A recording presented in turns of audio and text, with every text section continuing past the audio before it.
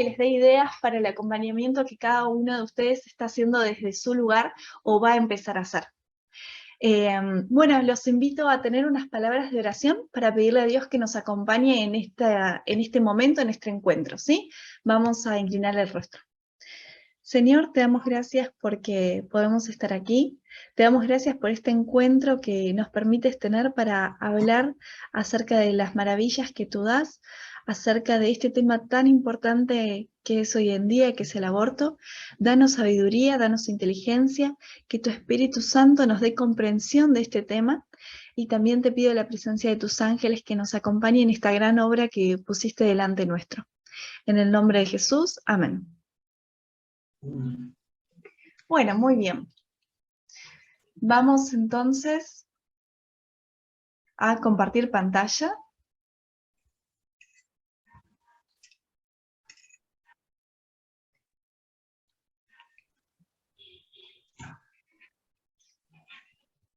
Bueno, en primer lugar, esta capacitación de 5 encuentros realmente no es suficiente, ¿sí? Entonces, quería contarles que la idea de esta capacitación es darles un incentivo para que se sigan capacitando, para que sigan estudiando. Este es un tema infinito, para que lean, para que escuchen, para que busquen videos.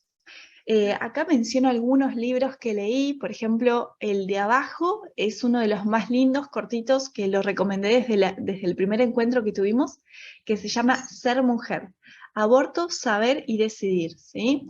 Después, si quieren más información, me escriben por mensaje privado del WhatsApp y les voy pasando información sobre estos libros, cómo conseguirlos y cómo se llaman. También abajo está el de Lupe Batallán, perdón, ahí pasa.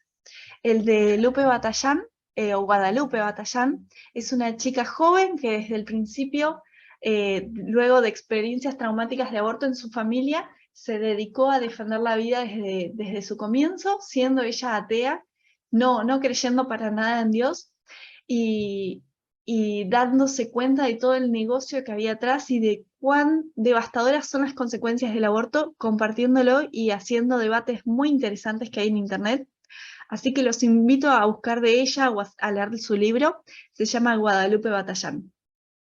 También hay otros libros recomendados, como La Ley del Aborto Comentada, para los que les interese más la parte legal. Y, por ejemplo, acá a la derecha vemos el libro que se llama Iluminando Heridas Profundas, que habla sobre la sanación de heridas del aborto. Y abajo puse, por ejemplo, una de las capacitaciones de Agustín Laje, ¿sí? Es un gran referente en el tema, ya que siempre habla de eso. Busquen estos nombres, Agustín Laje, Guadalupe Batallán, y les va a aparecer muchos más. Y no quiero dejar de mencionar arriba, puse un video de una médica psiquiatra que se llama Francisca, que después vamos a estar viendo un pedacito de ese video que está muy bueno, pero busquen en las páginas, busquen en internet, súmense a todas las capacitaciones que aparezcan, porque realmente de todas se puede aprender mucho.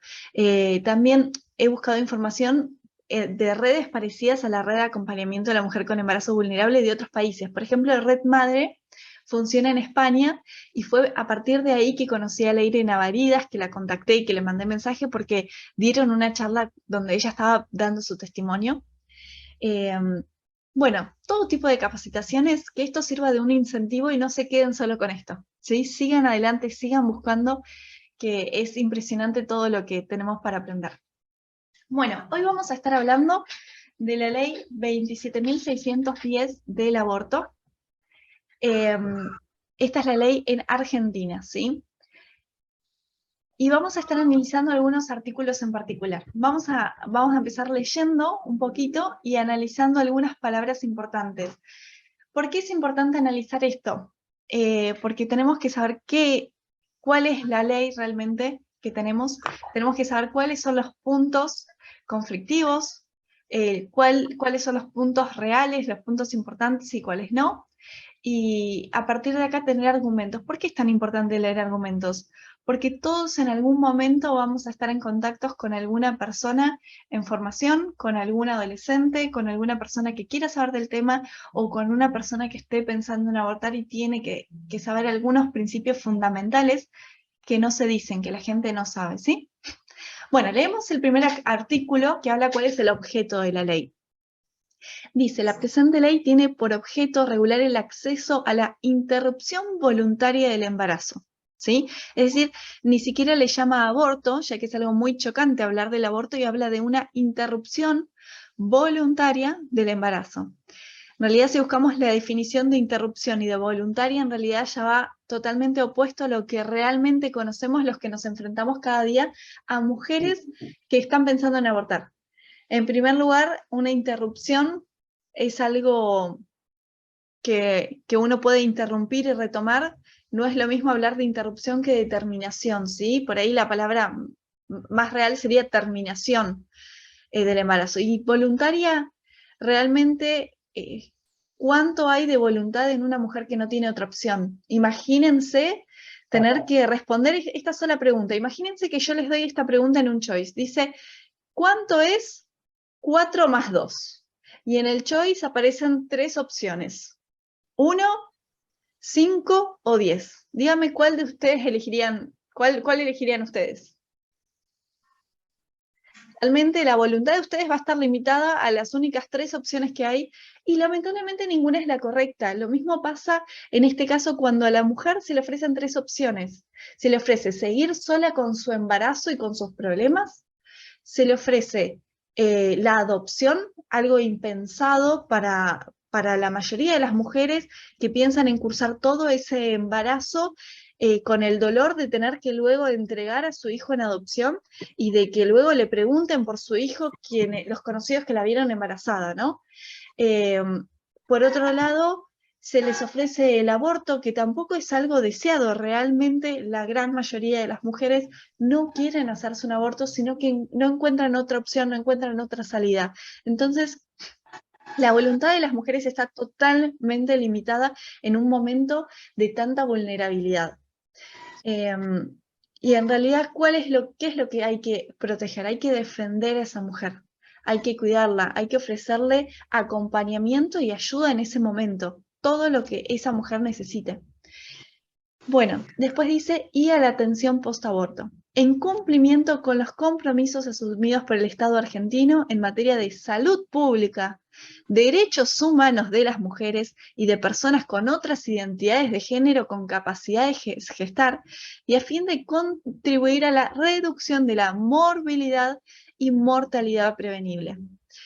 Bueno, acá encontramos un montón de puntos que están totalmente en contra de las estadísticas y de los datos reales que existen. Por ejemplo, dice, materia de salud pública. Quiero que ustedes me digan si es un problema de salud pública el aborto.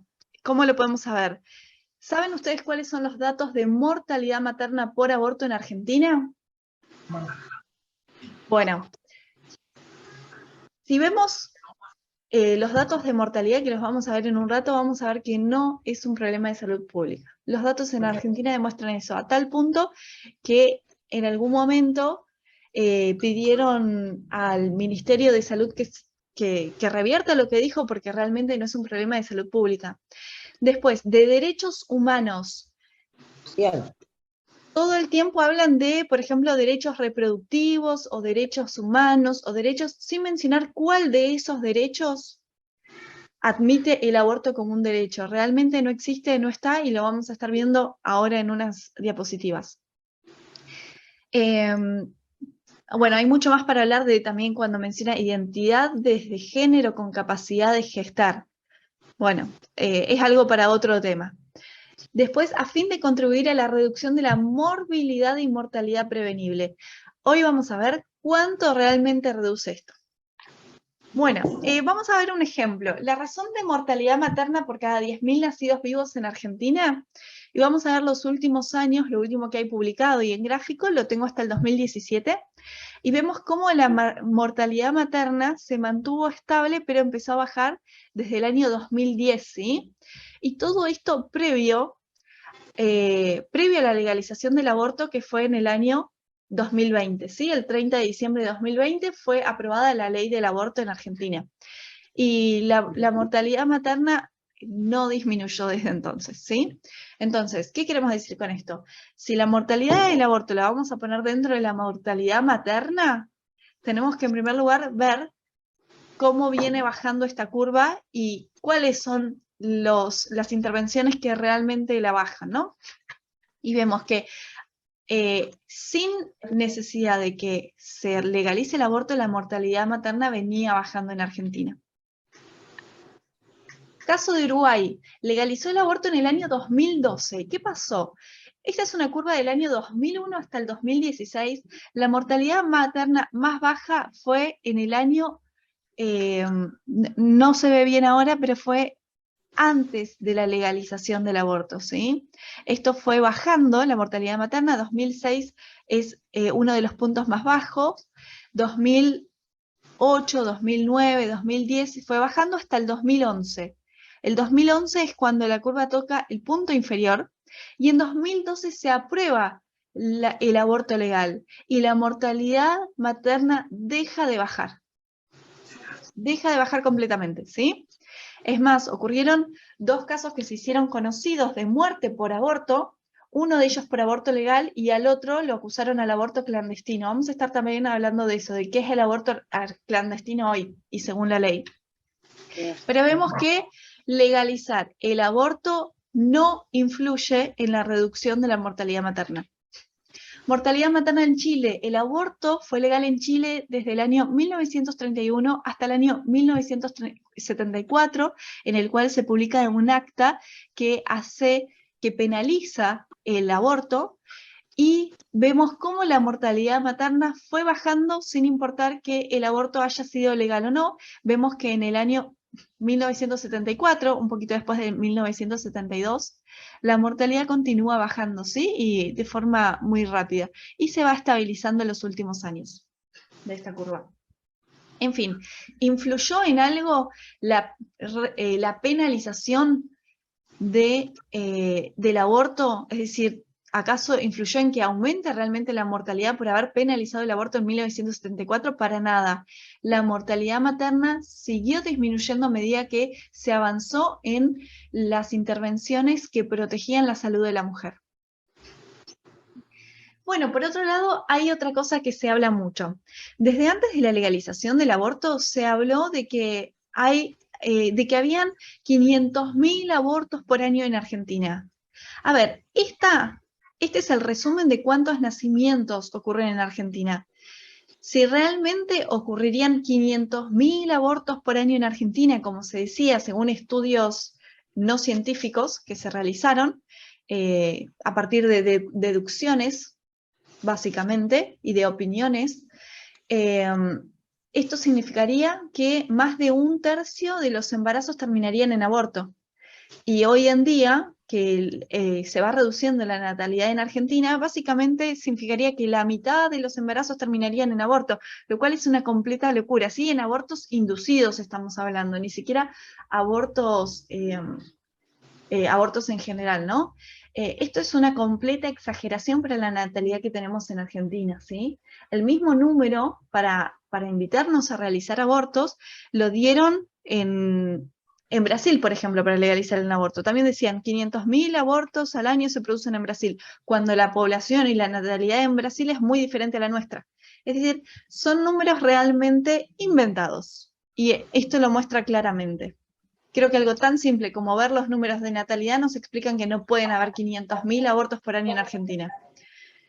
Números exagerados para normalizar el aborto.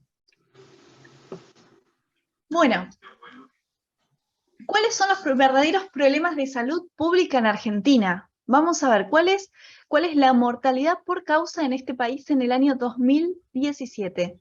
Fíjense, la primera causa, las cardiovasculares. La segunda, los tumores. La tercera, las respiratorias. La cuarta, las lesiones. Después, las infecciones, la diabetes, las perinatales, las malformaciones, causas mentales, causas de desnutrición vienen antes que la mortalidad materna. Y luego la mortalidad materna. Argentina realmente tiene una mortalidad materna intermedia, ¿sí? No es de los países que tiene más mortalidad materna. ¿Qué quiero decir con esto?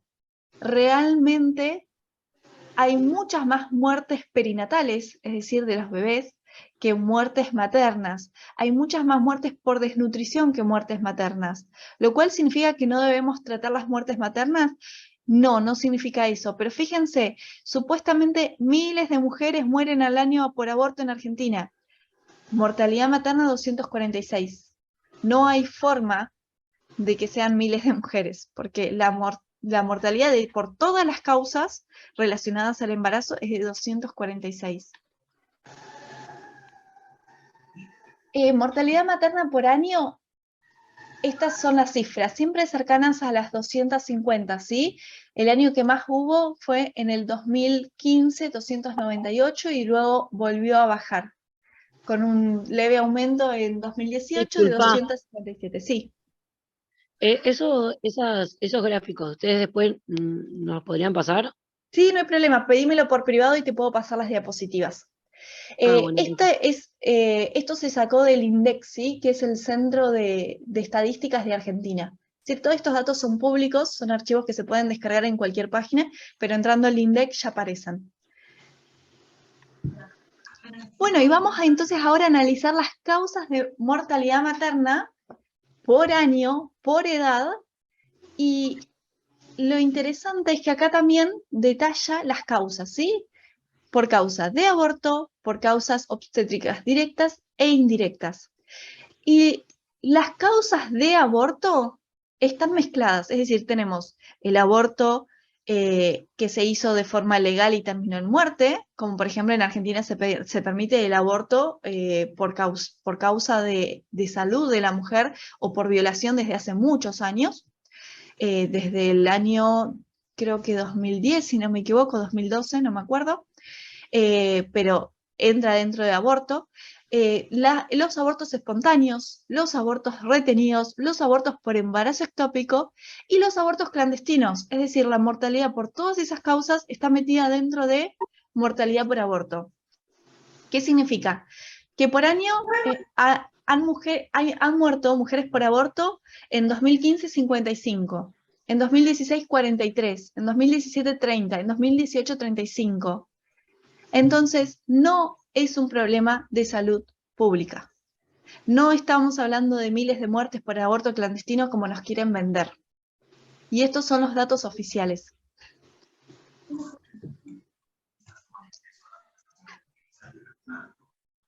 Bueno, hay varios casos de muerte por aborto legal, pero muy pocos salen a la luz, ¿sí?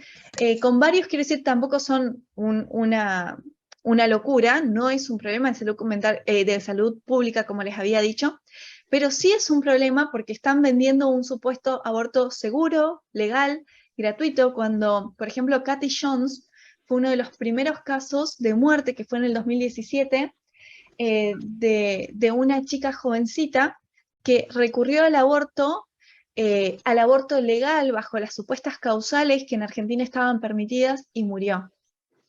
Kathy Jones es uno de los casos más conocidos, pero también tenemos este que es uno de los más recientes, que fue publicado, porque la mayoría no se publica, se esconden, y esto fue gracias a que la familia se sintió muy traicionada en cuanto a que el novio estaba ocultando constantemente la causa de enfermedad y finalmente de muerte de María del Valle López, una chica que murió luego de practicarse un aborto legal, ¿sí? Que con la familia cuenta toda la experiencia. Los invito a buscar estos casos, a leer, que son muy interesantes. Pero esto que nos habla, que el aborto legal mata igual. Mata igual a la mujer así como lo hace el clandestino. ¿Y por qué? Porque en realidad se hacen de la misma forma. Desde el año 2005, que entró la pastilla misoprostol en Argentina, los abortos se hacen con misoprostol. Y los abortos son riesgosos. Y los abortos matan. Bueno, vamos a también mencionar esto en que supuestamente, según esta ley, se basa en los derechos humanos, derechos de las mujeres, y vemos que en la Declaración Universal de los Derechos Humanos no se menciona en ningún lugar el derecho al aborto, y en la Declaración de los Derechos del Niño se menciona específicamente que el niño, el receptor de estos derechos, se refiere desde la concepción hasta los 18 años, ¿sí? Bueno, acá vemos entonces la Constitución Nacional Argentina en el artículo 4 dice esto: toda persona tiene derecho a que se respete su vida, ¿sí? Como el primer derecho fundamental a la vida, porque sin este derecho no contamos con ninguno de los otros. Este derecho estará protegido por la ley y en general a partir del momento de la concepción. Nadie puede ser privado de la vida arbitrariamente desde el momento de la concepción. La Constitución Nacional Argentina acepta el derecho a la vida desde el momento de la concepción. Por otro lado, otros argumentan diciendo que, bueno, que lo importante es lo que decida la mujer, es decir, la autonomía. Y vemos que la autonomía está registrada en la Constitución Nacional en el artículo 19, que dice así: las acciones privadas de los hombres que de ningún modo ofendan al hombre, al orden y a la moral pública, ni perjudiquen a un tercero, y acabamos de ver que la Constitución Nacional Argentina defiende como un tercero desde el momento de la concepción a toda persona, están solo reservadas a Dios y exentas de la autoridad de los magistrados. Ningún habitante de la nación será obligado a hacer lo que no manda la ley, ni privado de lo que ella no prohíbe. Es decir, las acciones privadas y la autonomía de la mujer están en el artículo 19, pero siempre y cuando que no perjudiquen a un tercero, ¿sí? Sí, Delia. Algo que tengamos en cuenta. ¿Por qué aparece la Constitución y la estamos nombrando acá? Porque la Constitución es la ley suprema que rige nuestro país. Es decir, todas las leyes que aparezcan tienen que estar derivadas, en principio, derivan de esta ley suprema. Este principio no se cumple. Desde este lugar es que podemos decir que esta ley está en contra de lo que dice la Constitución. Si nosotros empezamos a dudar que una ley que está por debajo de la Constitución tiene más poder que aquella que rige nuestro país, hay algo que está mal, decididamente que está mal. Entonces, una de las tantas situaciones que se han presentado en nuestro país, esas ganas de querer reformar la Constitución. Cuando ustedes escuchen que quieren reformar Constitución por esto, por los otros, estén atentos, seamos activos en nuestras decisiones, seamos críticos de lo que pasa en nuestros países, porque si estamos acá en Argentina o estamos en Sudamérica, vamos a ser de alguna manera siempre afectados, porque lo que pasa acá siempre se resiente en algunos de los países de Sudamérica y no sucede porque sí, tiene una razón. Nosotros entendemos que la libertad está ponderada en la Constitución argentina hasta cierto punto, y esta Constitución está de acuerdo con los derechos humanos, que la misma Organización Mundial sostiene. Entonces, no hay sostén para esta ley del aborto, por eso es tan polémico todo, y estamos ahí entre las decisiones humanas y las voluntades humanas, y estamos dejando de lado un orden. Y este desorden, bueno, que podemos decirlo a aquellos que creemos en Dios, que está en contra de lo que Dios dice también, este desorden tiene consecuencias. Tiene consecuencias. Así que imagínense si estamos proponiéndonos dentro del mismo país, en contra de la misma Constitución nacional. ¿Qué nos queda? Así que bueno, sigamos en la lucha. Esto es lo que les digo, sigamos en la lucha. Así es. Bien, la ley argentina de la promoción y protección integral de los derechos del niño es el que les conté. El artículo 2 dice: quedan comprendidas en esta ley las personas desde su concepción hasta alcanzar los 18 años de edad, conforme lo determina la Convención sobre los Derechos del Niño. Es decir, todas las leyes tienen que estar basadas en derechos previos, y supuestamente trata de argumentar la ley del aborto, la ley 27.610, que está basada en derechos previos, cuando la realidad es que no lo está, no lo está. Y usa palabras muy confusas, ¿no?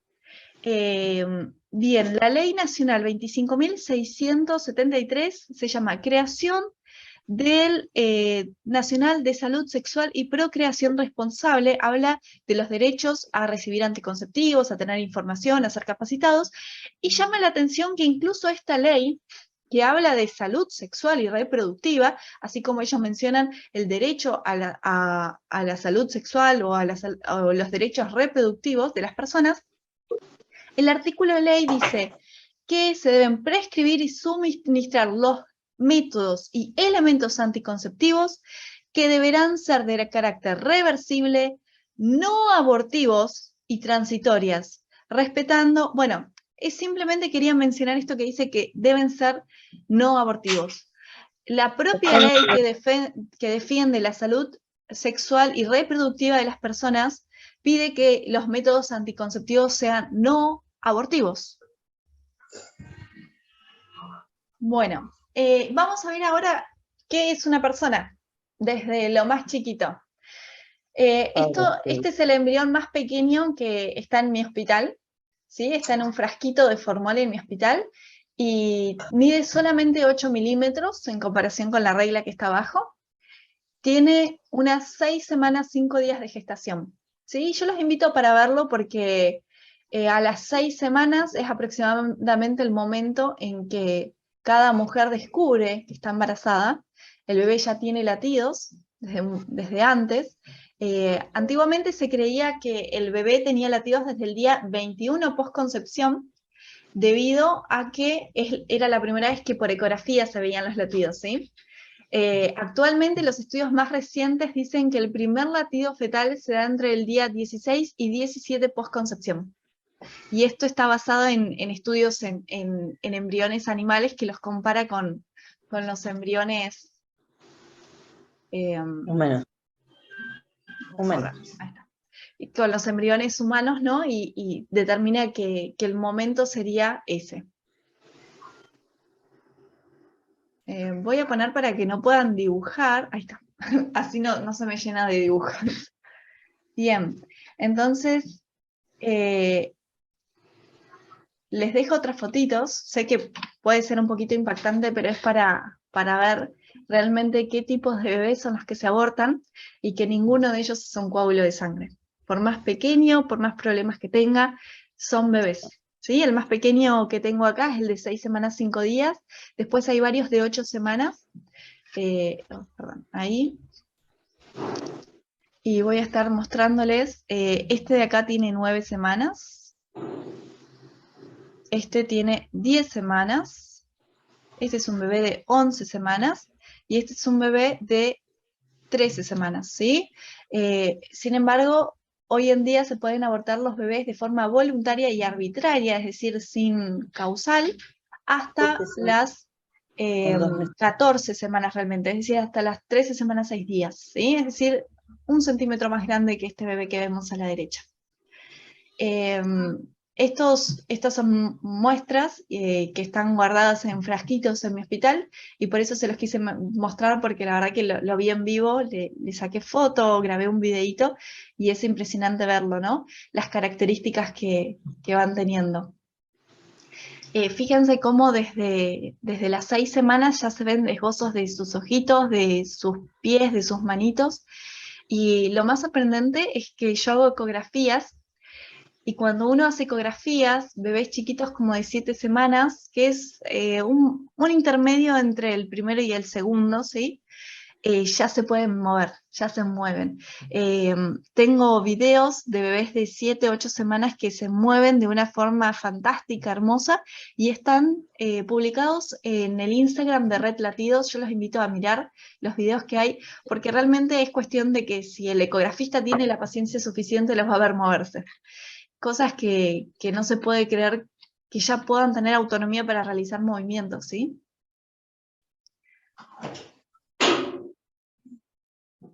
Bueno, entonces, ya fuimos contando un poquito el artículo 1 de la ley del aborto, la ley 27.610. Vamos al artículo número 2, derechos. Las mujeres y personas con otras identidades de género con capacidad de gestar tienen derecho a decidir la interrupción del embarazo de conformidad con lo establecido en la presente ley. Es decir, decidir, se le da la capacidad de decidir por encima de otra persona, ¿sí? Lo cual no está en conformidad con la Constitución, como recién dijimos. Requerir y acceder a la atención de la interrupción del embarazo en los servicios del sistema de salud de conformidad a lo establecido en la presente ley, es decir, en los servicios de salud, básicamente. Requerir y recibir atención post-abortos en los servicios del sistema de salud sin perjuicio de que la decisión de abortar hubiera sido contraria a los casos legalmente habilitados de conformidad con la presente ley. Prevenir los embarazos no intencionales mediante el acceso a información, educación sexual integral y a métodos anticonceptivos eficaces. Bueno, vamos a hacer hincapié en el punto número C, que habla de recibir atención post-aborto, que nadie la puede negar, eso es muy cierto, pero hay algo llamativo. Todas las leyes que se proponen legalizar algo que era ilegal previamente, por ejemplo, legalizar el tabaquismo, legalizar el consumo de alcohol, legalizar alguna droga, que ahora se plantea la legalización de la marihuana, y así un montón de temas, ¿no?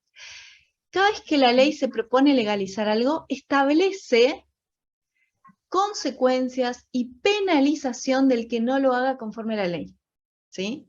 Esta es la primera ley que se propone a despenalizar algo o a legalizar algo sin penalizar lo que esté contrario a los casos legales, ¿sí? Esto es llamativo. ¿Qué significa? Esta ley defiende el aborto clandestino y no presenta ninguna ley que diga qué es lo que se debe hacer en el aborto clandestino, a tal punto que aclara que incluso si la mujer hubiera hecho un aborto ilegal, hay que tratarla normalmente, hay que defenderla, ¿sí? No quiero decir que no, sino que me llama la atención que admiten que existen casos contrarios a los casos legalmente habilitados, admiten que existe el aborto clandestino, admiten que puede haber un aborto después de las semanas establecidas supuestamente, pero no dice qué hay que hacer en esos casos, sino simplemente de continuar tratando a la mujer. Es decir, no establece penalidades para ningún caso que vaya contrario a esta ley. Entonces no sabemos cómo actuar. Esta ley defiende el aborto clandestino. Artículo número 3. Marco normativo constitucional. Bueno, esto simplemente lo que va diciendo, en algunos presento un resumen. Dice, las disposiciones de la presente ley se enmarcan en el artículo 75, inciso 22 de la Constitución Nacional. Bueno, va diciendo algunas cosas que básicamente simplemente se dice que se defienden los derechos de las personas y sin decir exactamente a qué se refiere, también dice los tratados de los derechos humanos ratificados por la República de Argentina, Declaración Universal de Derechos Humanos, la Convención Americana sobre Derechos Humanos. Los invito a leer todo esto y a encontrar algo que diga sobre el aborto, y ninguno de estos defiende el aborto, ni la terminación arbitraria de la vida de otra persona por la simple voluntad o autonomía. Bueno, y ahora sí vamos a entrar en qué es lo que permite esta ley. Artículo número 4. Interrupción voluntaria del embarazo. Las mujeres y personas con otras identidades de género con capacidad de gestar tienen derecho a decidir y acceder a la interrupción de su embarazo hasta la semana 14 inclusive del proceso gestacional. Perdón, me confundí, no era 13-6, sino 14-6, ¿sí? Es decir, el aborto está permitido hasta casi la semana 15 de embarazo, es decir, más grande todavía de lo que les había dicho. Entonces, hasta la semana 14 inclusive eso significa 14 semanas y 6 días, ¿sí? Antes de las 15 semanas del proceso gestacional. Fuera del plazo dispuesto en el párrafo anterior, la persona gestante tiene derecho a decidir y acceder a la interrupción de su embarazo solo en las siguientes situaciones. Si el embarazo fuera resultado de una violación, con requerimiento y la declaración jurada pertinente de la persona gestante ante el personal de salud interviniente.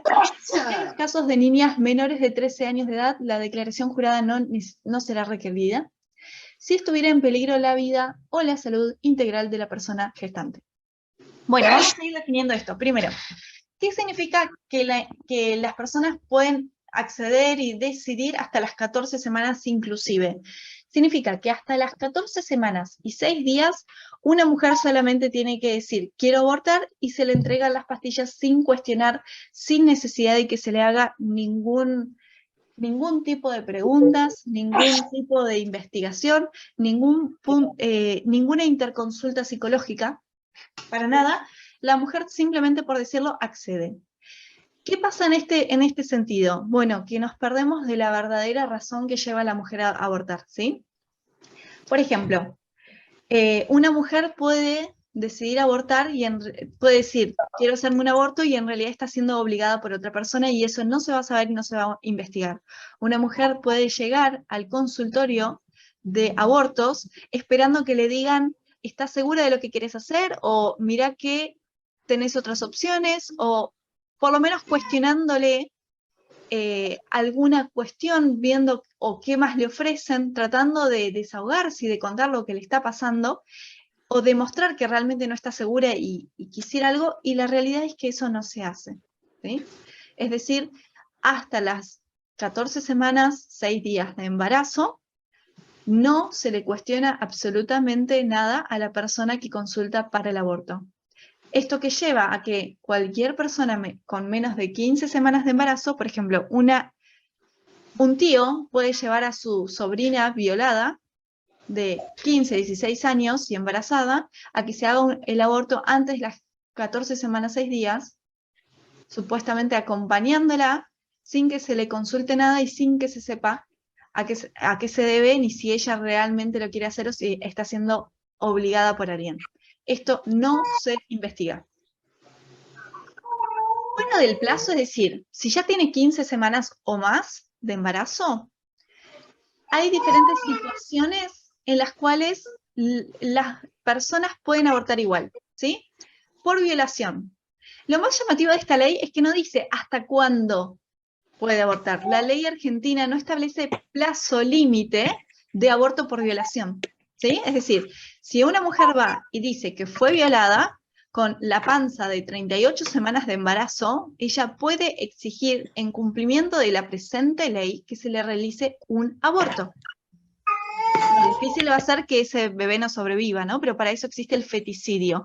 En estos casos hay países que admiten el feticidio, que es matar al bebé dentro del vientre para que cuando nazca, porque se induce a un parto, básicamente nazca muerto, ¿no?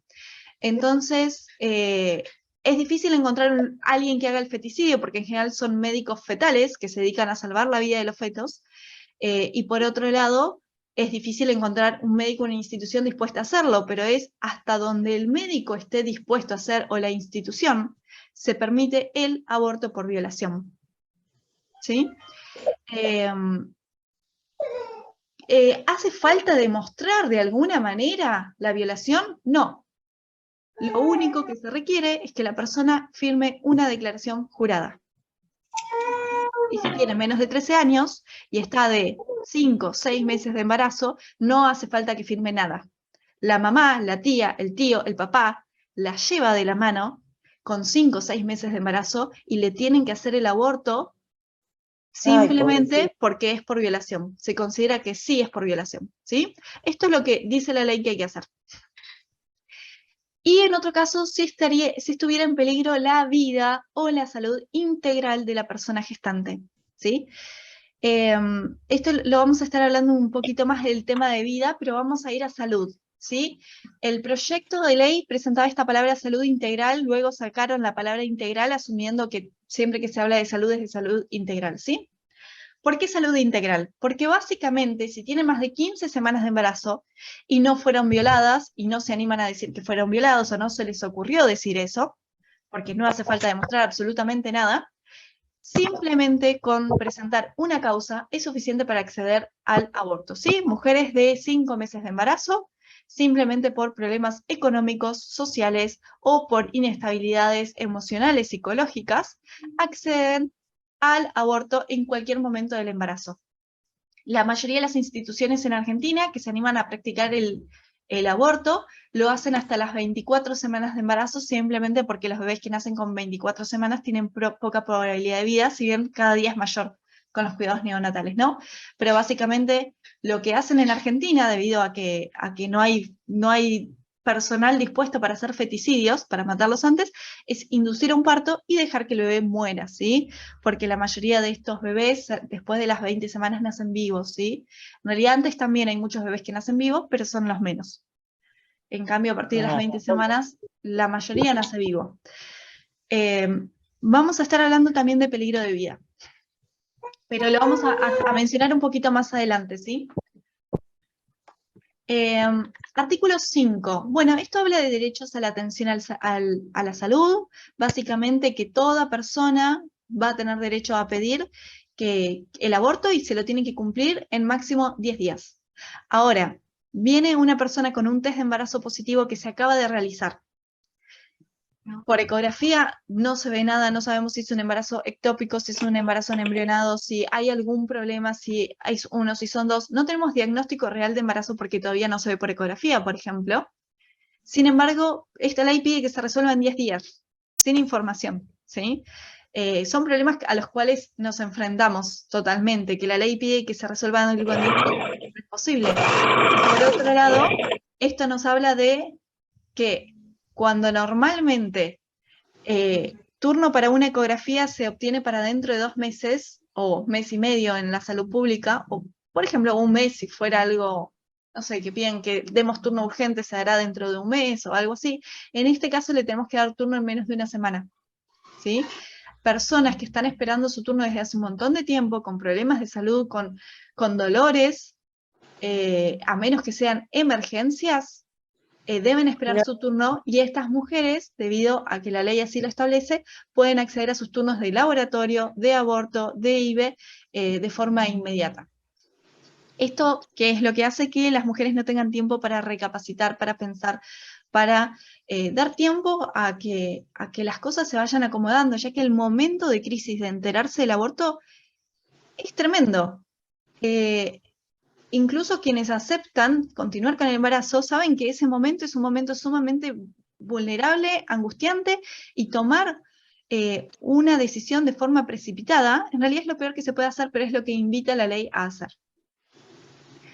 El personal de salud debe garantizar las siguientes condiciones mínimas de derecho a la atención del aborto y posaborto, que es trato digno, privacidad, confidencialidad, autonomía de la voluntad, acceso a la información, calidad, bueno, y cada uno de estos están detallados. Después, artículo 6 dice que hay que darle información y tratamiento del aborto y de la salud sexual y reproductiva. Bueno, habla de tratamiento del aborto, ¿sí? Recordemos que hablar de que una mujer que se hace un aborto se está haciendo un tratamiento es una falacia, ¿sí? Se tratan solamente patologías. El embarazo no es una patología. El embarazo no requiere un tratamiento para finalizarlo. Bueno, estos servicios no son obligatorios para la paciente ni condición para la realización de la práctica. Este servicio de información, tratamiento, o sea, que a la mujer se le dé información sobre el aborto e información sobre salud sexual y reproductiva, no son obligatorios, ni condición para la realización de la práctica. Me parece que esto es tremendo. Que la ley te lo diga así en la cara, y no puedo creer que esta ley haya sido aprobada, realmente. Bueno, consentimiento informado, esto es más para que lo puedan leer, pero también están en otras leyes que habla sobre cómo debe ser el consentimiento informado. ¿Por qué es importante el consentimiento informado? La realidad, porque es una práctica que conlleva muchos riesgos, ¿sí? ¿Por qué muchos riesgos? Fíjense que cuando hablábamos primero de cuándo se puede acceder al aborto después de las 15 semanas de embarazo, es decir, cuando ya está cerca de los 4 meses de embarazo, después de los 3 meses y medio, se puede acceder al aborto si afecta la salud integral de la mujer. Bueno, puede afectar la salud psicológica, la salud económica, la salud como le quieran llamar. Sin embargo, vamos a ver ahora que cuando hablamos de riesgos en caso de aborto, para la salud ya no estamos hablando de riesgos para la salud integral, porque si estuviéramos hablando de riesgos para la salud psicológica de la mujer, estaríamos hablando de riesgos altísimos, ¿sí? Pero acá establece riesgos como solamente riesgos para su salud física o riesgo de muerte. Bueno, artículo 8, ¿sí? ¿A partir de qué edad se puede decidir? Dice, primero, en la parte A, las personas mayores de 16 años de edad tienen plena capacidad por sí para prestar su consentimiento a fin de ejercer los derechos que otorga la presente ley.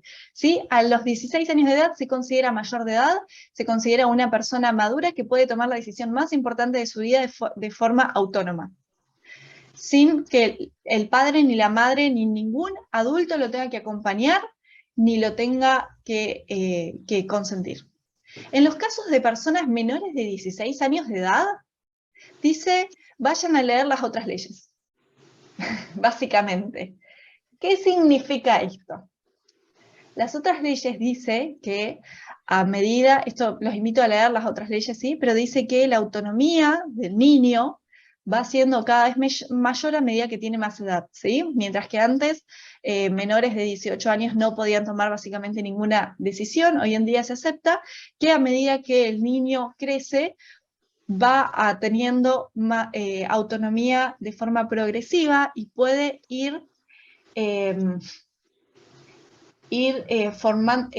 dando su opinión acerca de las decisiones que se tomen acerca de su salud. Y lo que dice es que a partir de los 13 años, es decir, entre los 13 y los 16 años, según la autonomía alcanzada por ese niño, puede decidir sobre su salud de forma autónoma en caso de que no esté en riesgo su vida. ¿Sí? La realidad es que el aborto tiene bajo riesgo de muerte para la mujer. Si bien el riesgo siempre está, es bajo. Hay que decirlo. Y basado en esto, que el riesgo de vida es bajo, un niño de 13 años puede decidir autónomamente exponerse a riesgos para el resto de su salud mental, física, psicológica, como quieran hablar, simplemente porque la ley así lo establece, ¿sí? Bueno, así que a partir de los 13 años en realidad ya pueden elegir. Si se considera que hay un riesgo de vida o riesgo mayor para el niño, debe haber un adulto que lo acompañe, no hace falta que sea su padre, sino cualquier adulto de referencia o de confianza, que puede ser su maestro, su tío, la vecina, ¿sí? Cualquier adulto que preste su consentimiento con el cual el niño se sienta cómodo. Básicamente algo así es lo que dice la ley. Igual los invito a leer estas leyes, pueden anotarse. Especialmente la ley 25.673. Artículo 9 establece que las personas con capacidad restringida también pueden tomar decisiones en cuanto al aborto, en cuanto su capacidad se lo permita. El artículo número 10 habla de la objeción de conciencia, donde dice, a ver, ¿alguien sabe qué es la objeción de conciencia o alguien lo quiere explicar en palabras simples?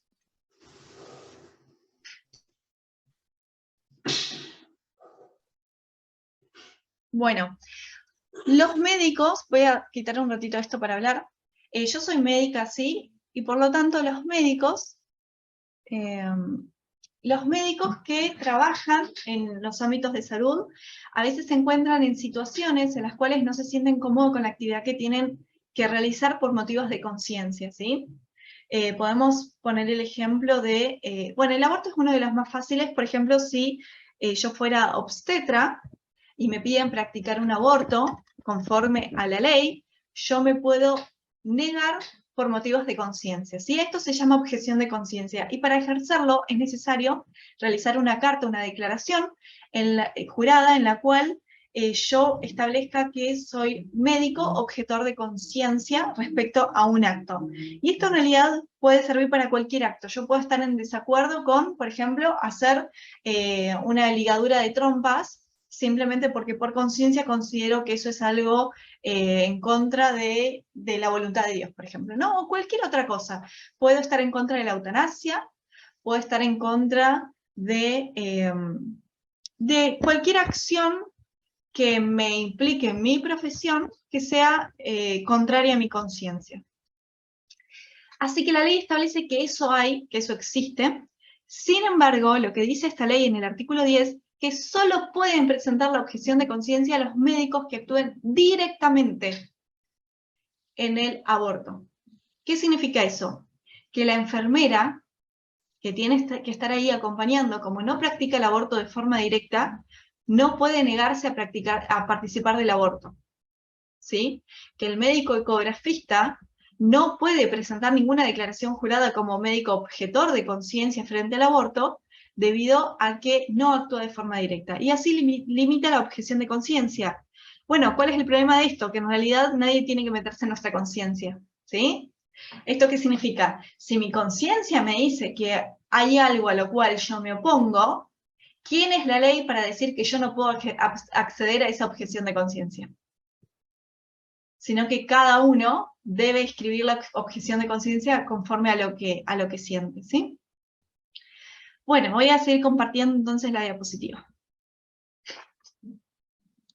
Bueno, por otro lado, estos médicos que sean objetores de conciencia y que no estén dispuestos a practicar el aborto conforme a la presente ley, deben derivar, en el B, de buena fe a la paciente para que sea atendida por otro u otra profesional de forma temporánea y oportuna sin dilaciones, ¿sí?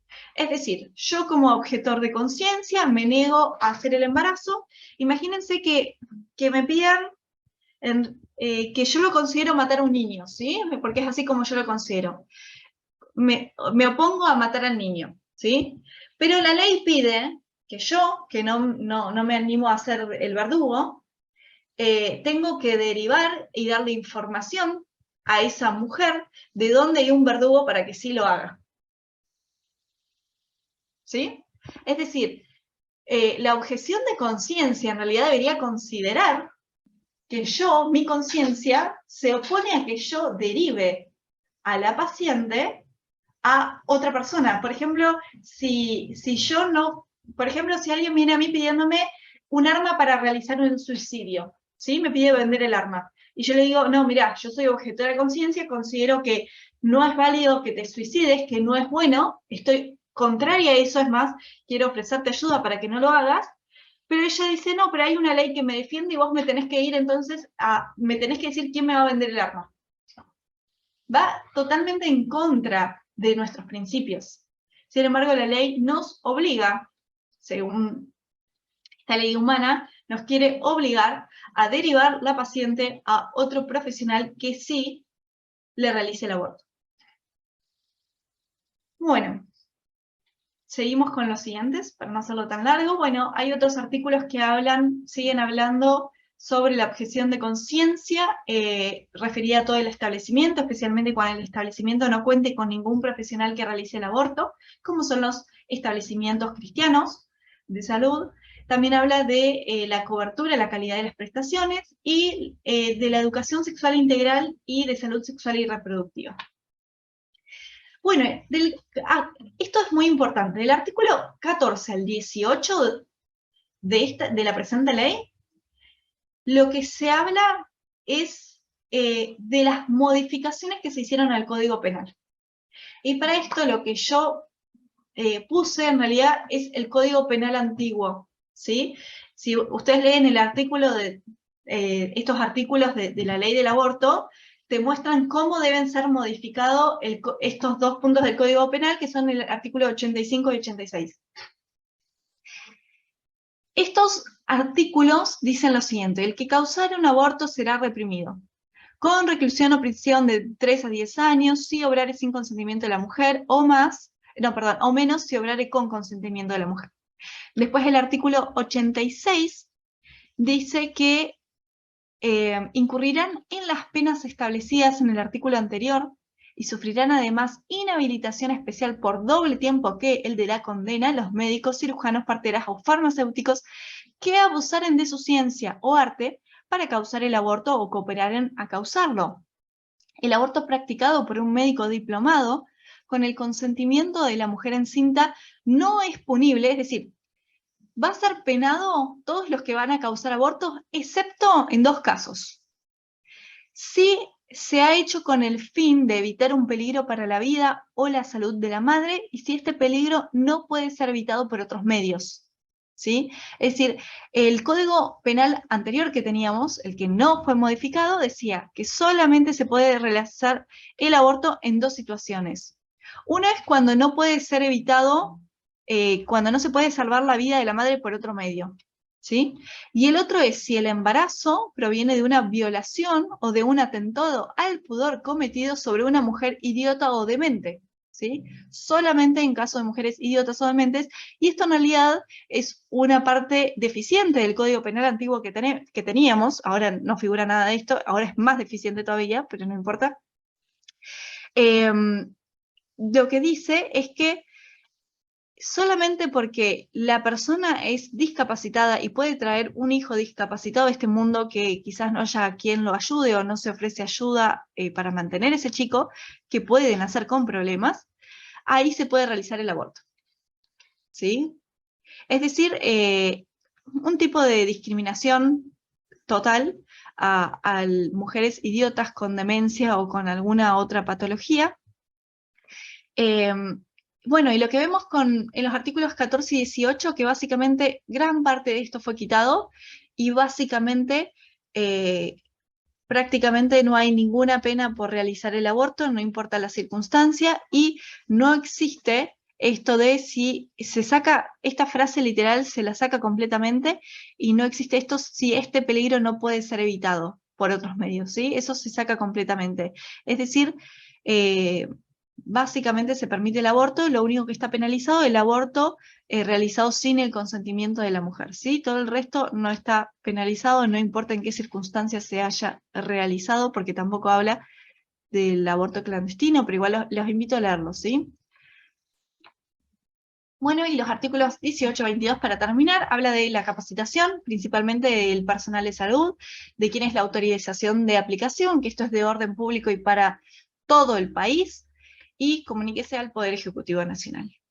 Bueno, llegamos a una parte muy importante. Esto, si quieren, dejo ahora unos minutitos para que hagan sus comentarios y vamos a estar hablando en un ratito de estos puntos, que es, dejo las preguntas abiertas para que las vayamos pensando, pero si alguien ya quiere hacer comentarios está muy bien. ¿Consideras que hay alguna situación en la cual el aborto esté éticamente permitido? ¿Qué sucede en el caso de los abusos o violaciones y especialmente cuando están involucrados los menores de edad? Es decir, ¿qué piensan ustedes, sí? ¿Qué le dirías a una pareja con un diagnóstico fetal desalentador o con alta probabilidad de muerte en el periodo perinatal? Y luego los invito a ver un video, ¿sí?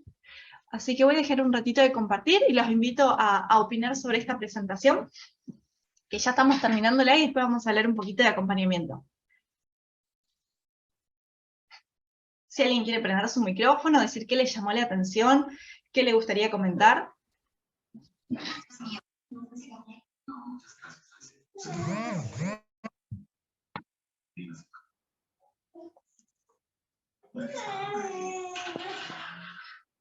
Bueno, si no es así, los invito entonces a hablar sobre estas preguntas que quedaron pendientes, ¿sí? Aborto por violación. ¿Creen ustedes que hay alguna situación en la cual sea justificativo realizar un aborto por violación? A ver, esto es para que razonemos y den su opinión personal y después vamos a dar un análisis ético de la cuestión, ¿sí? Pero la idea es que ustedes, no hay una respuesta correcta, sino que esto es opiniones y después sí vamos a analizar cuál es la ética que correspondería al caso. Pero quisiera saber qué piensan del tema.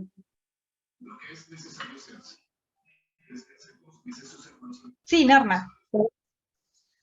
Pregunto, ¿el aborto va a mitigar o el trauma de una violación? Muy buena pregunta. Vamos a estar no? viendo eso en un videíto en un ratito. Hay información con datos y estudios que lo vamos a estar viendo.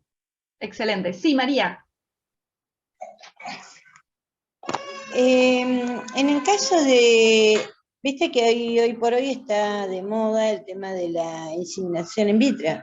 En el caso de muchas mamás que de repente no pueden tener hijos, no son aptas, son estériles, y hacen el tema de la inseminación in vitro.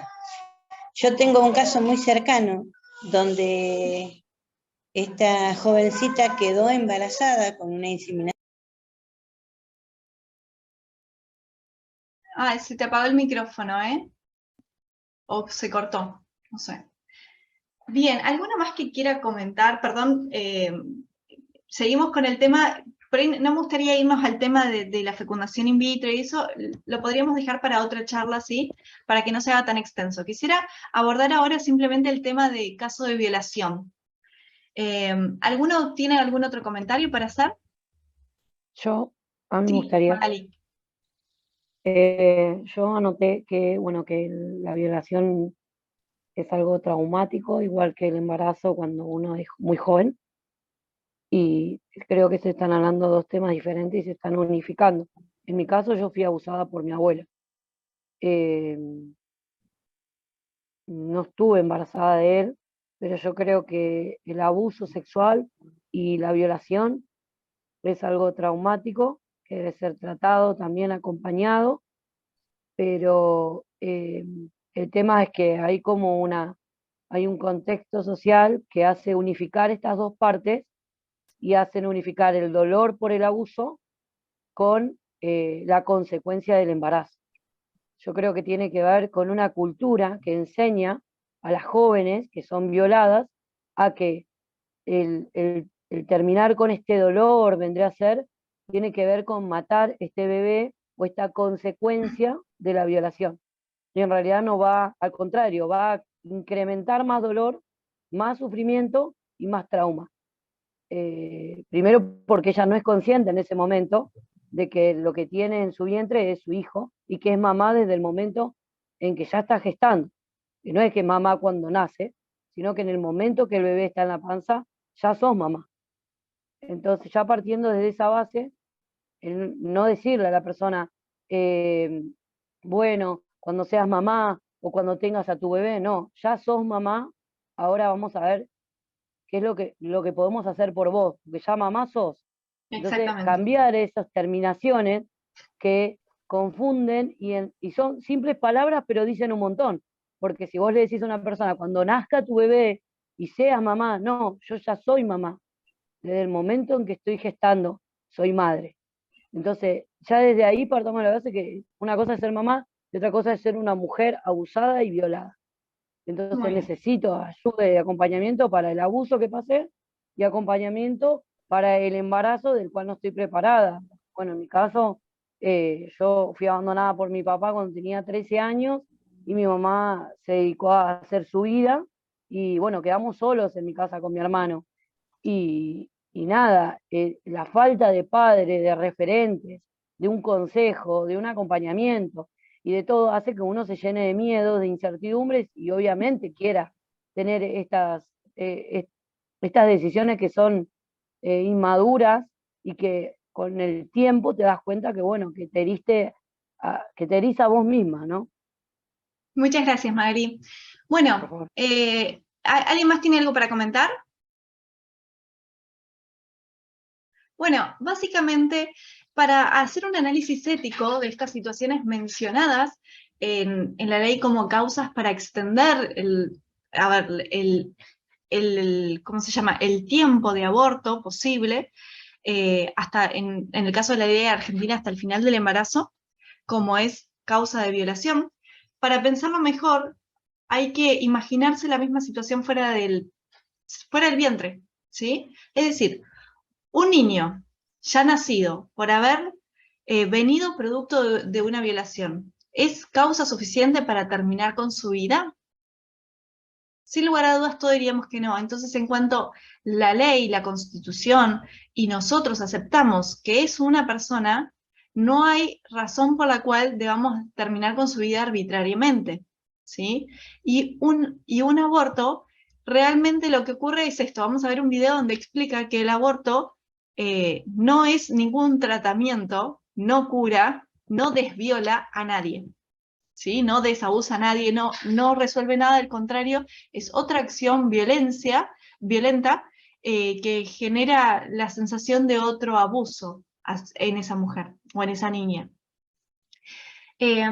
Por otro lado, otras circunstancias muy difíciles y que yo veo que mucha gente tiene dudas, incluso gente que se considera provida, es frente a un diagnóstico adverso en el bebé.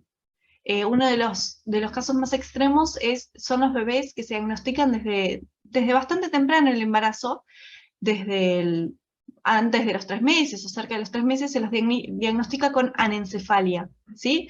Eso significa bebés que no formaron bien el cráneo y que debido a eso el cerebro que fue creciendo se va degradando, se va rompiendo, y de esa forma estos bebés no terminan creciendo sin cerebro, ¿sí? Esto se llama anencefalia, es decir, les falta el encéfalo, la parte del sistema nervioso central que se encuentra en la cabeza. Y esto tiene muy mal pronóstico y básicamente más del 99% de estos bebés mueren al nacer, ¿sí? Si bien hay unos pocos casos muy raros que han sobrevivido, la gran mayoría muere al nacer, y frente a este diagnóstico tan difícil y adverso, muchos proponen de no extender el sufrimiento de la madre llevando un embarazo que no va a terminar bien en su vientre, sino de terminar antes con este embarazo de forma que se ve como, como piedad hacia la mujer y hacia ese niño que va a morir. ¿Qué opinan ustedes acerca de esto? Sí, Delia.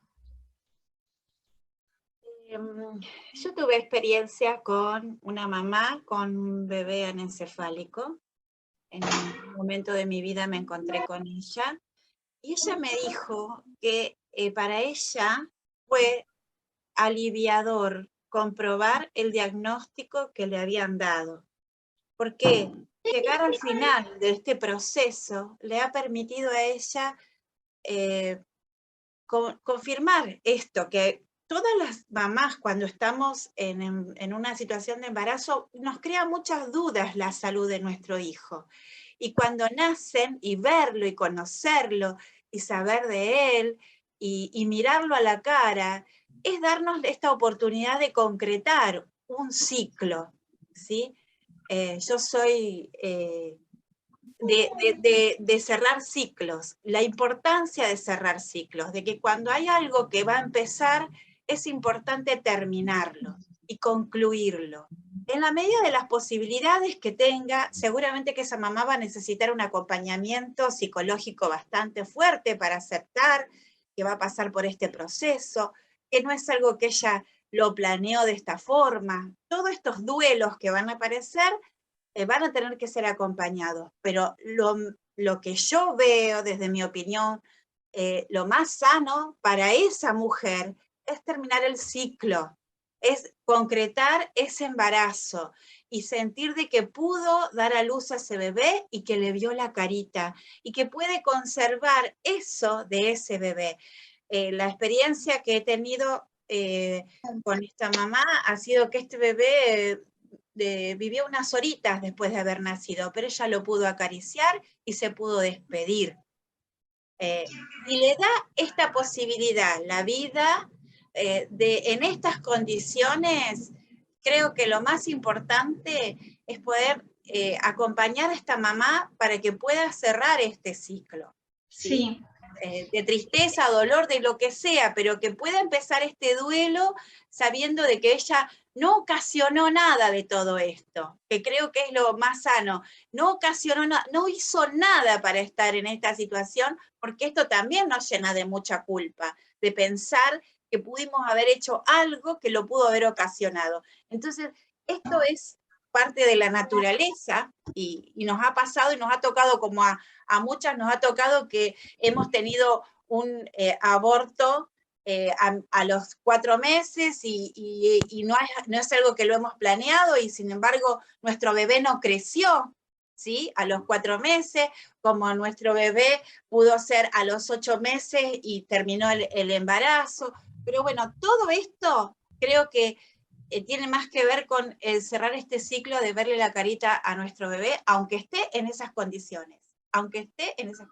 Sí, vos sabés, Delia, me hiciste acordar algo muy importante. Hace poco hablé con una mujer que tuvo varios abortos espontáneos, y lo que me decía es que al parecer ella por lo menos entendió que tenía una patología por la cual todos sus bebés terminaban en abortos, y el bebé que más tiempo vivió llegó hasta los 5 meses o 6 meses, y ella nunca lo vio. ¿Sí? Básicamente el embarazo se detuvo, su bebé dejó de tener latidos, se murió adentro de la panza, la indujeron al parto y nunca le mostraron a su bebé, pero lo que le dijeron es que su bebé era un monstruo, literalmente. Y ella me lo contaba, no, mi bebé era un monstruo, tenía todo deformado, me dijeron que estaba todo deformado, que la carita, que las manos, que todo que era un monstruo, ¿no? Y yo digo, wow, qué pena que se haya quedado con ese concepto simplemente por no haberlo visto, porque yo les aseguro que no hay madre que viendo a su bebé pueda decir eso.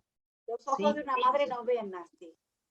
Totalmente. Entonces, me da mucha pena, esto que vos decís es muy importante, y también es importante porque todos nos enfrentamos en algún momento a conocer a alguien que pasa por un aborto espontáneo o inducido o lo que fuere, pero es importante que vean a su hijo, ¿sí? O sea, ayudarles a saber que ver a su hijo les ayuda a hacer un duelo más saludable y a entender y a cerrar ciclos, como lo explicó Delia. Es bueno, es doloroso, es traumático, claro que lo es, no es que no lo es, pero es mejor que no hacerlo. Les digo algo, bueno, vos tenés esta experiencia, Karen, que todos los días estás haciendo ecografía, pero las ecografías, cuando se ven, es un momento de encuentro con ese bebé, ¿sí? Inicia el vínculo ahí en algo que parecía que estaba perdido en nuestra mente, ahí se concreta. Entonces, muchas mamás quieren o no quieren, o aceptan o no aceptan ver a sus bebés en la ecografía, porque a partir de ahí está. Entonces es como darle la sensación de que está. Y esto tiene que ver con el ciclo de la vida. Ninguno de nosotros tiene la vida comprada. Y bueno, algunos Sí. antes, otros después. Y otra cosa que hace muy importante al duelo es tener un lugar para llorar a ese bebé, ¿sí? Y lamentablemente que cuando se hacen abortos, los bebés generalmente terminan en la basura. Es feo decirlo y es muy duro, Sí. sobre todo para aquellas personas que pasaron por eso, pero eso es algo sumamente doloroso y por eso creo que llegar a terminar el embarazo con el niño habiendo nacido, muerto o no, pero eso te da la tranquilidad y también que al final del embarazo siempre se entrega el cuerpo a los padres, ¿sí? Cosa que no es así cuando los padres eligen un aborto, sino que es mucho más difícil. Incluso cuando piden el cuerpo le dicen, no, ¿por qué te lo vamos a dar si vos te hiciste un aborto? O sea, se lo niegan a pesar de que sí es su derecho, ¿sí? Y esto de buscar un lugar donde se pueda enterrar al bebé, donde después plantar una plantita o quizás llevarlo al cementerio, darle un lugar físico ayuda mucho al duelo. Y es una de las cosas más difíciles del aborto, tanto espontáneo como inducido, de realizar el duelo, que no hay un lugar físico, algo físico de ese bebé. Bueno, entonces, vamos a compartir ahora un videíto que habla sobre este tema, vamos a compartir solo 10 minutos, y el resto se los dejo para que lo vean, lo sigan viendo después, ¿sí? Y quiero compartir, perdón, antes de terminar, también quería compartir este testimonio que ven en pantalla, que es una bebita que tenía síndrome de Edwards, ¿sí? Esta es una patología. Básicamente cuando hay un síndrome que no es síndrome de Down, un síndrome de un problema cromosómico grave, tiene alta mortalidad, ¿sí? Y hay que tener mucho cuidado porque muchos médicos obstetras dicen que el bebé nace y se muere, y eso no es así, ¿sí? Estos bebés tienen alta mortalidad perinatal, pero la mayoría de las veces no muere inmediatamente después del parto. Entonces hay días en los cuales esos padres, incluso hay bebés que se van de alta, viven 1 año, 2 años, y que pueden vivir con los padres esos años, y en realidad hay que preparar más a los padres para llevar a su hijo con un problema a su casa, por el tiempo que la naturaleza y Dios le permita, y no para la muerte. Realmente los obstetras preparan mucho a los padres para que nazca y se muera, pero no los preparan para la posibilidad de poder disfrutarlos el tiempo que ellos estén. Me gustó este testimonio. No puedo ver las primeras palabras, así que voy a sacarlo un poquito para poder verlo mejor.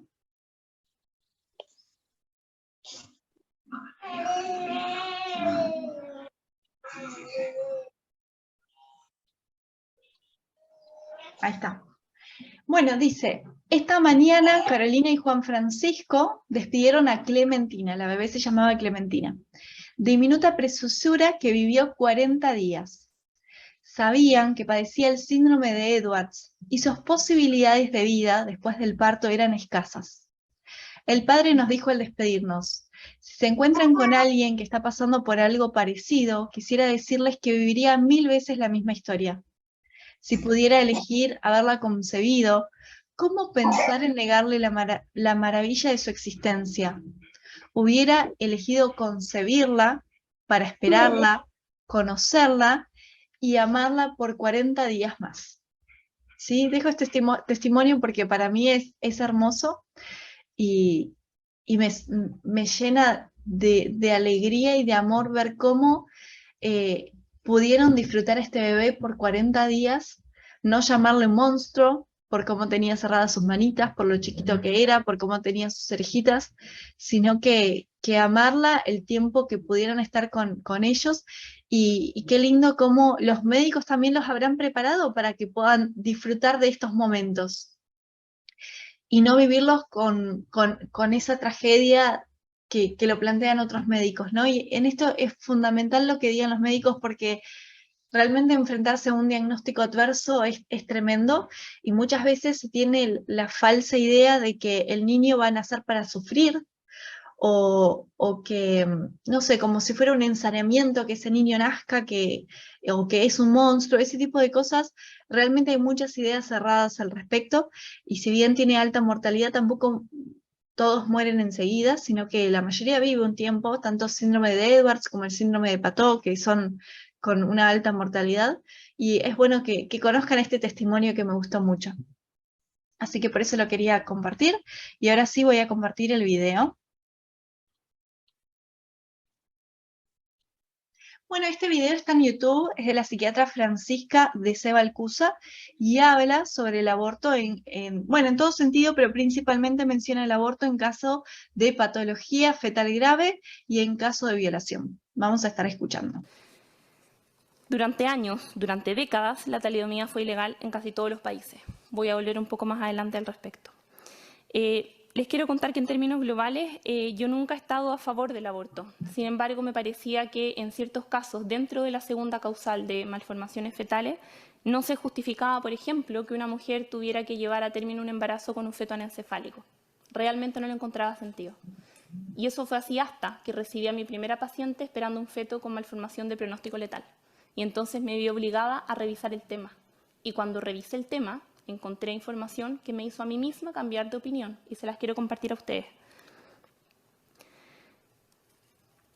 En términos globales, yo ya les dije, la evidencia de aborto en general es contradictoria. Hay estudios que muestran un resultado neutro del aborto, es decir, que no daña la salud mental, y hay estudios que muestran un resultado perjudicial.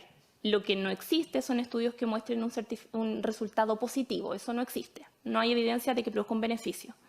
Sin embargo, en esta causal, que es malformación fetal, sí hay consenso, y el consenso es que el aborto empeora el pronóstico de salud mental de estas mujeres.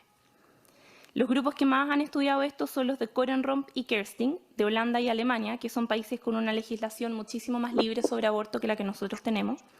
Tienen también en su poder todos los papers y las investigaciones que estos dos grupos han publicado. Y ellos demuestran que las mujeres que esperan un feto con malformación letal tienen prevalencias de estrés postraumático del 46% a los 4 meses y de depresión del 28%. Y estas cifras aumentan a 88% cuando estamos haciendo la evaluación a las 6 semanas del aborto. Si ustedes revisan todos los trabajos que yo les envié, se van a dar cuenta que todos reconocen que malformación fetal es un factor de mal pronóstico al abortar. Lo mismo dice el Up to Date, que es la revisión más completa que hay sobre aborto y salud mental, que también lo tienen en su poder. Y es tanto así que estas mujeres, como ya vimos en el estudio Turnaway, son excluidas de aquellos estudios que pretenden demostrar que el aborto no genera consecuencias negativas en salud mental. Las excluyen porque saben y sabemos que evolucionan mal. Está la idea de que el aborto sería una solución al duelo. Y está la idea muy difundida de que estas mujeres que esperan un feto con malformación van a estar en un permanente estado de duelo. Eso mismo es lo que señala el proyecto de ley, de hecho. Sin embargo, cuando uno se encuentra de frente con la evidencia, se da cuenta que no es así. Y no es así por una razón bastante sencilla. Cuando uno tiene un duelo, y estoy segura que todos ustedes han sufrido algún tipo de duelo en la vida, para poderlo elaborar, uno tiene que completar ciertas tareas. Esto desde el punto de vista psicológico. No me voy a detener esto, pero les quiero decir que la primera de estas tareas es aceptar la realidad de la pérdida. Aceptar que esto es verdadero y que esto está sucediendo. Si eso no se logra, pasamos a duelos crónicos o a duelos mal elaborados. Yo sé que esto no tiene parámetro de comparación, pero creo que sirve para aterrizarlo a lo que pasa acá, en el tema de aborto. En Chile tenemos nuestra casuística lamentable de detenidos desaparecidos y tenemos familias que, habiendo pasado 3 generaciones de estos hechos, siguen sufriendo y siguen en estado de duelo. Y no es solo por las condiciones traumáticas y horrendas o innombrables en las cuales estas personas murieron, sino que es porque estas familias nunca recibieron un cuerpo y por lo tanto nunca pudieron hacer la primera tarea del duelo, que es aceptar la realidad de esta pérdida. Insisto, sé que son realidades muy diferentes, pero desde el punto de vista teórico creo que ayuda bastante a ejemplificar. Lo que se ha visto en estas mujeres es que el aborto no es un atajo al duelo, sino que por el contrario lo complejiza, porque lo que yo estoy haciendo es negando la elaboración del duelo. Existe un estudio comparativo de Cope, que ustedes también tienen en su poder, del año 2015, que compara mujeres norteamericanas con fetos mal formados que abortan versus aquellas que continúan con el embarazo. Y ojo, que este grupo que continúa con el embarazo no recibe ningún tipo de intervención psicológica de por medio, nada, simplemente continuar por el embarazo. Y lo que ellos concluyen es que aquellas mujeres que continúan con el embarazo en lugar de abortar tienen un beneficio psíquico, es decir, les va mejor psíquicamente. Y ahora, ¿qué pasa si en lugar de ofrecer aborto, que ya sabemos que es malo, o continuar con el embarazo a capela, que ya sabemos que es menos malo, les ofrecemos acompañamiento? Y no hablo de acompañamiento como un parche ni como una medida accesoria, sino como acompañamiento como una terapia única y una terapia real. Y acá tenemos una casuística de nuestro propio medio, que es el Grupo Acompañares de la Universidad Católica. Ellos llevan varios años acompañando a mujeres en esta circunstancia. Y ellos presentaron los resultados de su trabajo con una veintena de mujeres el año pasado en México, en el Congreso Latinoamericano de Cuidados Paliativos. Yo les quiero recordar las cifras que les di hace un rato. Con aborto, 46% de estrés postraumático, 28% de depresión. ¿Cuáles fueron las cifras que obtuvo este grupo solo con acompañamiento? Estrés postraumático, 0%. Depresión, 0%. 0%. Versus 46 y 28%. Y este grupo además aplica una escala de crecimiento postraumático, es decir, evalúan a estas mujeres después de este suceso, que sigue siendo terrible, y ven no solo si no quedaron con enfermedad psiquiátrica, sino que además evalúa si hubo algún grado de crecimiento o algún grado de ganancia psíquica después de este evento. Y se encontraron con que un 92% de estas mujeres señaló que con acompañamiento tuvo algún grado de crecimiento psicológico después de este evento, es decir, hubo un beneficio psíquico. En resumen, en esta causal, la evidencia indica que el aborto no solamente no es un beneficio para la mujer, sino que además empeora el pronóstico en salud mental. Es decir, esto es justamente el antónimo de lo que entendemos todos los médicos como un acto médico, que busca producir algún grado de beneficio. Entonces yo vuelvo a lo que les planteé al comienzo. Si no tuviéramos la convicción de que el aborto le brindará algún beneficio a estas mujeres, entonces el proyecto de ley no existiría.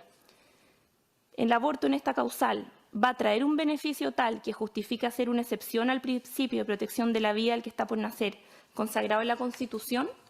Toda la evidencia que les he presentado demuestra que no, demuestra contundentemente que no solamente no existe tal beneficio, sino que además hay un daño real a la mujer. Yo sinceramente pienso que ignorar esta evidencia es hoy día igual de grave, igual de perverso, igual de irresponsable que asegurar el acceso libre y gratuito a la talidomida a mujeres. Bueno, muy bien. Lo voy a compartir hasta ahí para que no se haga más extenso, pero estuvo bueno. Perdón, tengo la camarita tapada. Pero estuvo bueno para hablar un poco de lo que es duelo y lo que es situación de diagnósticos prenatales adversos